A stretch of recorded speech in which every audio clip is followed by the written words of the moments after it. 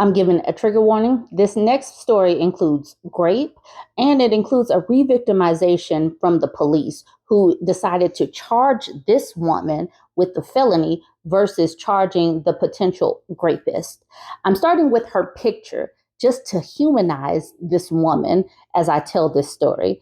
This woman's story is very challenging to hear, but it's important to get this spread because the judges in the case put a gag order. So I'm sharing the story. Alleged rape victims in the military, I know that they struggle to find justice. The article titled is She Says a Military Officer Raped Her. Police in Lebanon County charged her instead. This woman was charged, not the potential or alleged rapist.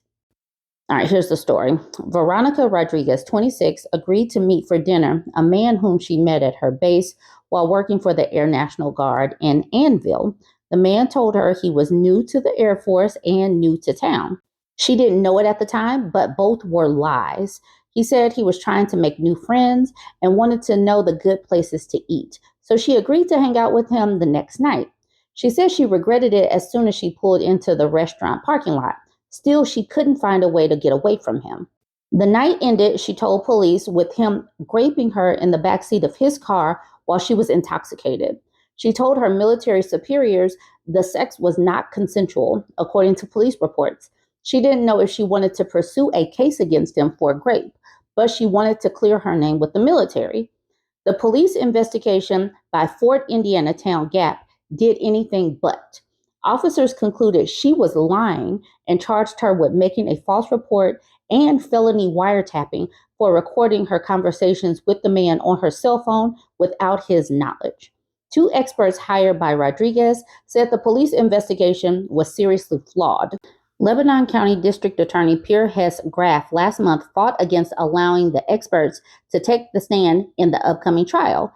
The judge ruled that defense attorneys could use the police expert's report to question detectives about their investigation, and a psychology expert will be allowed to testify. The trial is set for December. Rodriguez declined to talk to Penn Live because of the pending criminal case, but her account and details of the police investigation were spelled out in the expert reports, which were filed in court by her attorney and based on a review of the investigation shared during discovery. Carl Hirschman, a nationally renowned expert on sex crimes investigations, was featured in a Netflix documentary, Victim Suspect, on the phenomenon of prosecutors charging women who report rape with false reporting.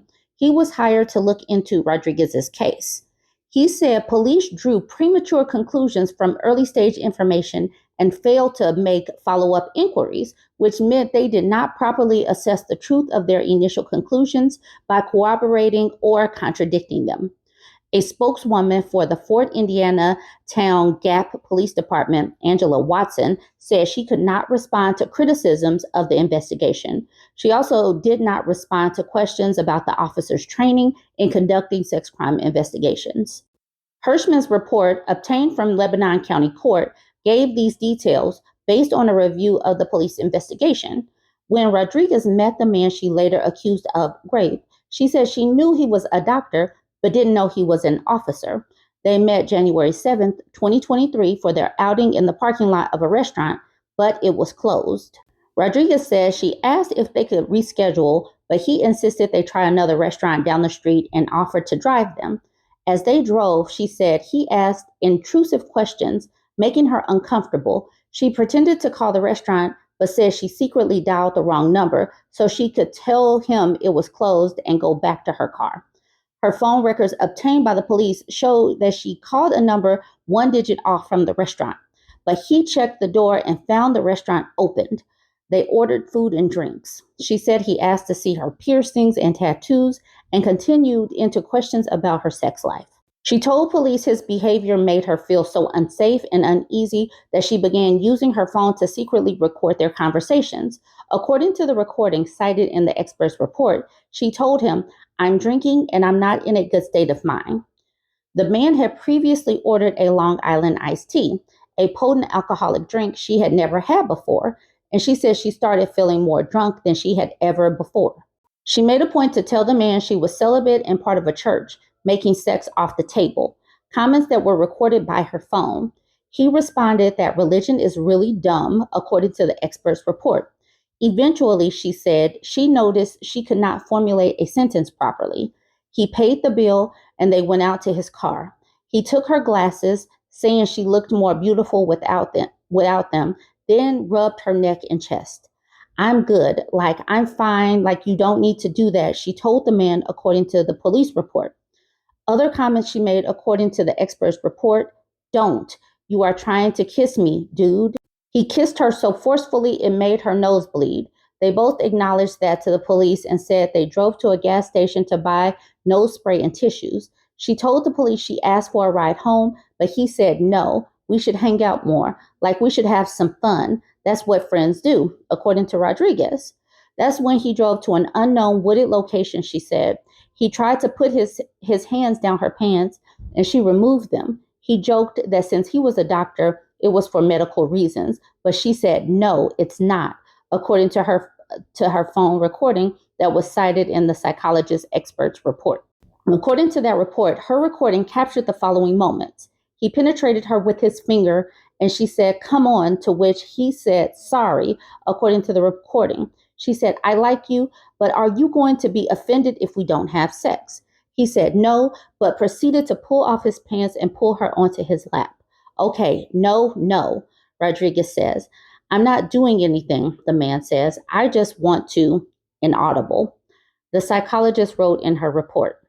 In a last-ditch effort to get out of the situation and back to her car, Miss Rodriguez asked, what happened to coming back to my place? To which he responded, I don't know.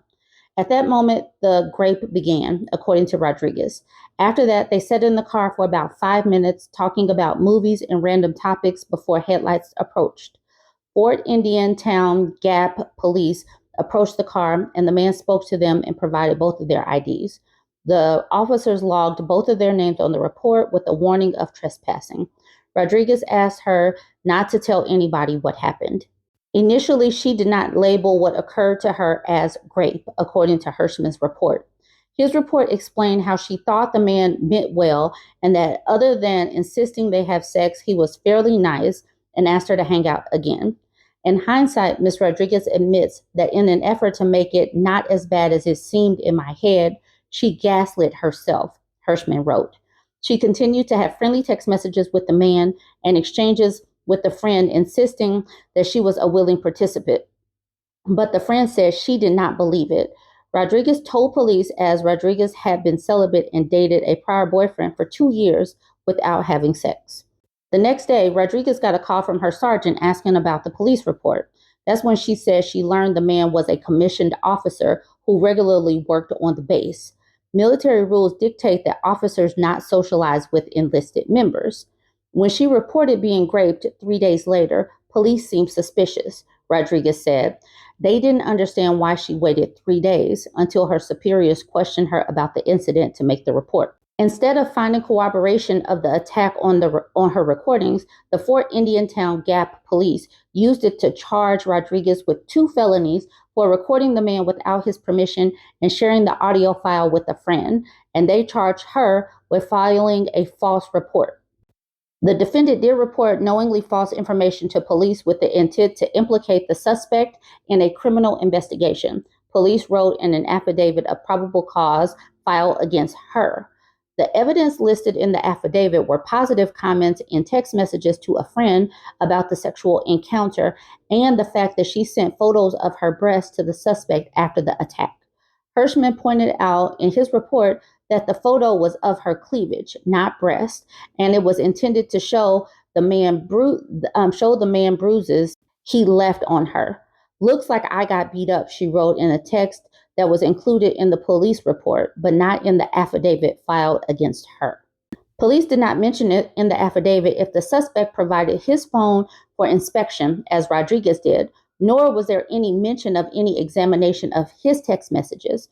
The police chief declined to talk to Penn Live, instead referring to a public affairs spokeswoman who also declined to answer questions. During an interview with police, the married man told detectives the sex was consensual. He was eventually given an administrative discharge from the military due to lying and fraternization, according to the psychologist's expert report. It's unknown if his discharge was related to the incident with Rodriguez. A spokesman for the Pennsylvania National Guard confirmed the officer separated from the agency in May. Hirschman's report concludes that while some of Rodriguez's behavior could be seen as confusing, they are not unusual and do not, on their own, indicate a false report. His 39-page report tackled 10 different common victim behaviors that can be misinterpreted and seem counterintuitive. He said Rodriguez tried to get out of the meal, tried to set boundaries, and tried to stop the man's physical advances, as shown by her comments on the recording. He also noted most assaults do not include explicit violence, but for victims, they are fear-inducing, horrifying experiences that reduce a person's ability to resist or escape.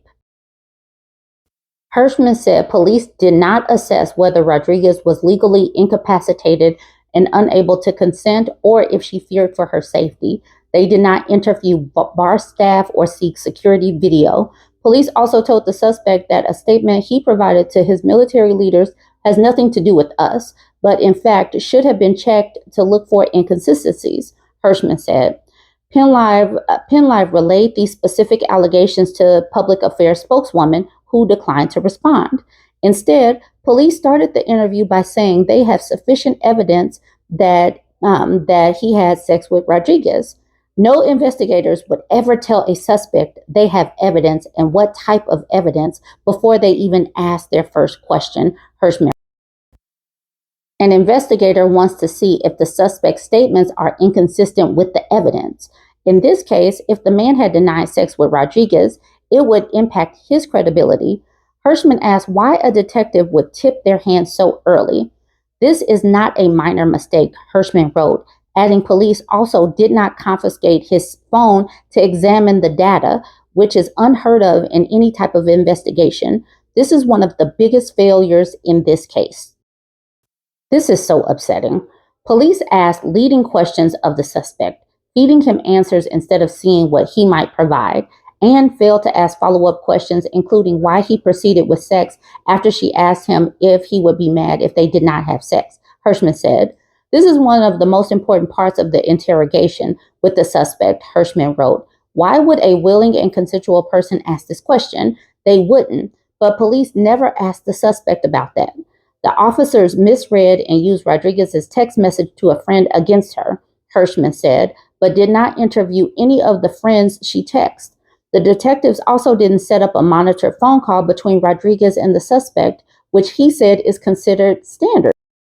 Instead, their bias in favor of the suspect showed through their interview with him, Hirschman said, and hopelessly compromises the investigation. Most telling is the suspect asked Rodriguez to lie to investigators, but he is never held accountable for his actions. Although a judge ruled against allowing Rodriguez's defense team from putting Hirschman on the stand, he plans to attend her trial next month as a resource.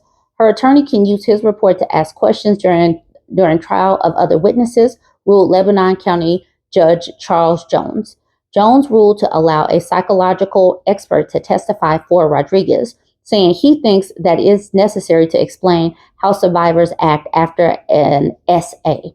It's not unusual for someone to flee. It's not unusual for someone to freeze. And I think that needs to be explained, Jones says.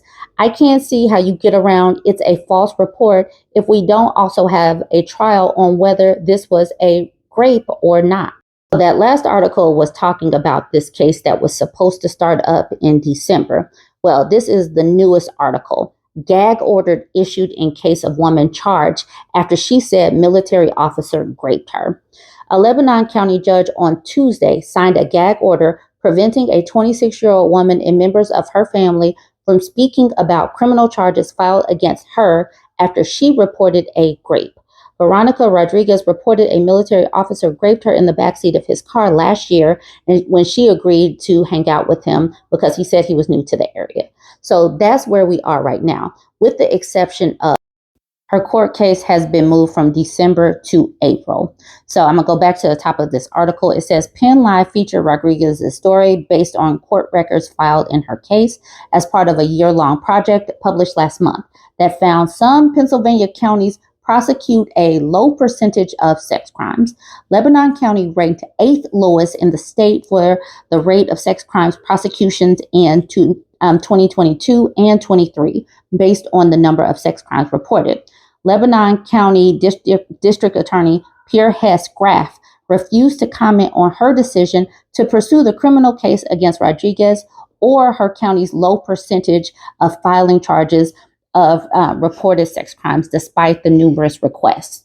So this is probably the reason why they put the gag order on it. They know that they are about to expose their county in how they don't protect women and how they are protecting this officer instead. They are protecting a rapist and they put this gag order on, but we do not have a gag order on us. We can talk. So please share this, or if you're a creator, create your own, and let's get this woman's story out there. Don't forget to like, comment, and share.